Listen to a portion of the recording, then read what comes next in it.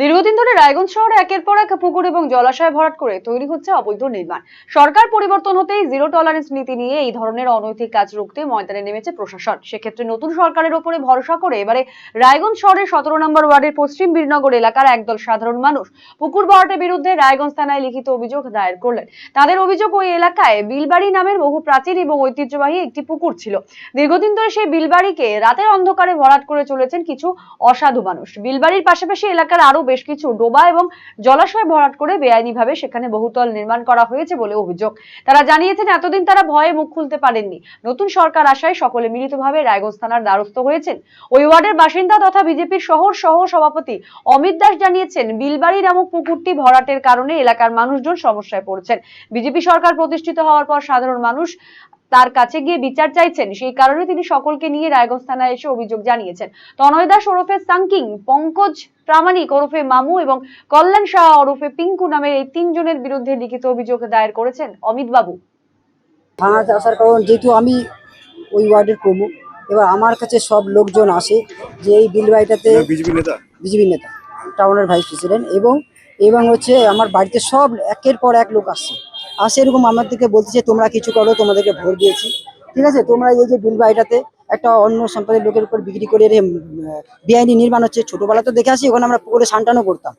তো এখন বিভিন্ন রকম পুকুর নালা ভরে টরে সব বিক্রি করে, এখন ফ্ল্যাট হচ্ছে। এখন ওখানকার লোক সব ক্ষিপ্ত হয়ে গেছে, আমাদেরকে বলছে যে আমাদের কাছে বিচার চাইছে।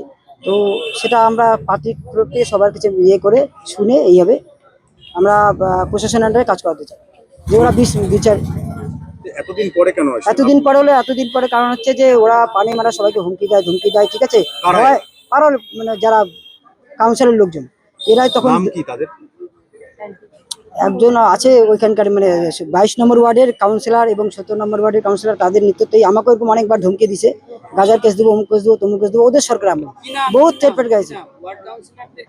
কল্যাণ সাহা মানে চৈতালির বর, কাউন্সিলরের বর কল্যাণ সাহা এবং তনয় দাস, এরা আমাকে বহুত হেনস্থা করেছে। আমি তো প্রায় 12 বছর ধরে বিজেপি পার্টি করি, এর আগে আমাকে বহুত হেনস্থা করছি। পার্টিটা করছি এটাই বিশাল ব্যাপার। লোকে বলে আমাকে তুই ওই এলাকায় গুন্ডা এলাকায় কিভাবে পার্টিটা করিস।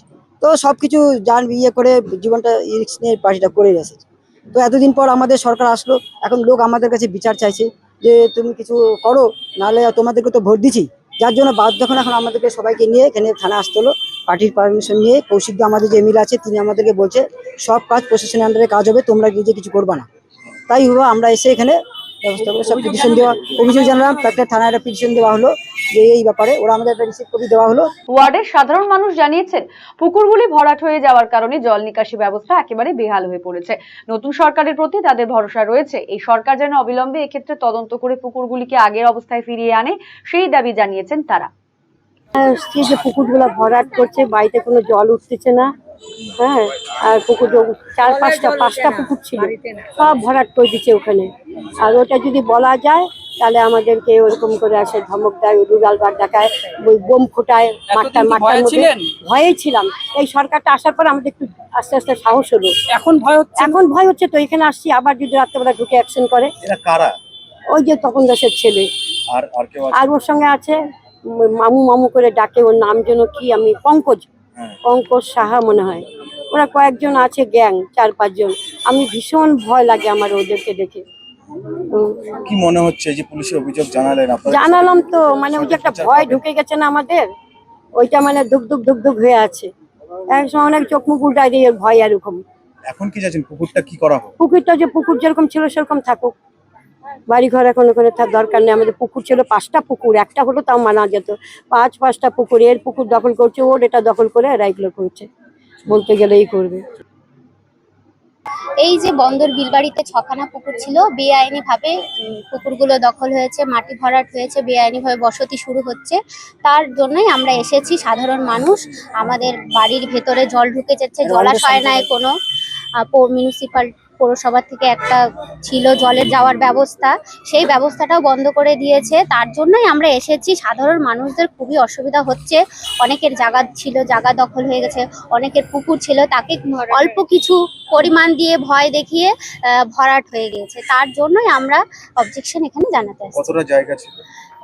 5 বিঘার মতো জায়গা ছিল। কবে থেকে শুরু হয়েছিল ভরাট? আজকের থেকে প্রায় 3 বছর 2 আগের থেকেই শুরু হয়েছিল কাজটা। রাতারাতি যতটা সম্ভব ভরাট করা যায় ততটা তাড়াতাড়ি দ্রুত গতিতে রাতে রাত সব ভরছে, মানে পুকুরগুলো সারা রাত ধরেই কাজ চলছে।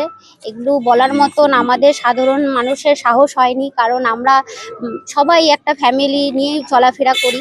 তার জন্যই মানে এখন যেহেতু নতুন সরকার আসছে, আশা করি সেই প্রতিবাদটা আমরা জানাতে পারবো বলে সাধারণ মানুষ এসেছি। আমাদের নতুন করে সেই পুকুর আমাদের পুনরায় চাই, আমাদেরকে আবার সেই জায়গা, আমাদের সেই আগের ঐতিহ্য যেটা ফিরিয়ে পেতে চাই। বাড়ির সৌন্দর্য বাড়াতে মেঝেতে ব্যবহৃত পাথর ও টাইলসের মান খুবই গুরুত্বপূর্ণ। আপনি যদি স্বল্প খরচে উন্নত মানের পাথর ও টাইলস খুঁজে থাকেন তবে আর ভাবনার দরকার নেই। কালিয়াগঞ্জ শহরের বিশ্বস্ত প্রতিষ্ঠান এসকে মার্বেলে পাবেন আপনার প্রয়োজনীয় সব সমাধান। আমাদের কাছে রয়েছে বিভিন্ন রং ও ডিজাইনের মার্বেল, গ্রানাইট, টাইলস সহ নানা ধরনের সামগ্রী, যা আপনার বাড়িকে করে তুলবে আরো আকর্ষণীয় ও আধুনিক। তাই আর দেরি কেন, আজই চলে আসুন এসকে মার্বেলে। আমাদের ঠিকানা কালিয়াগঞ্জ কুনোরমোড়, রায়গঞ্জ বালুরঘাট রাজ্য সড়কের পাশে। যোগাযোগ নাম্বার 9434247290। বিকেলে কিছু ফ্রেন্ডসরা আসছে, তো বিকেলে খাবারটা একটু এক্সট্রা। এক্সট্রা? আজকাল মার্কেটে কিচ্ছু এক্সট্রা পাওয়া যায় না। কে বললো? এসি কিনলে পাবেন এক্সট্রা 5টা এক্সট্রা অফার্স। ক্যাশব্যাক অফার এখন 5,000 নয়, 6,000 টাকা, 1,000 টাকারও এক্সট্রা, 0 ডাউন পেমেন্ট, আর পুরনো এসিতে 10,000 টাকা এক্সচেঞ্জ অফার, শুধুমাত্র খোসলা ইলেকট্রনিক্সে। আজই চলে আসুন খোসলা ইলেকট্রনিক্স, আমাদের নিজেদের দোকান।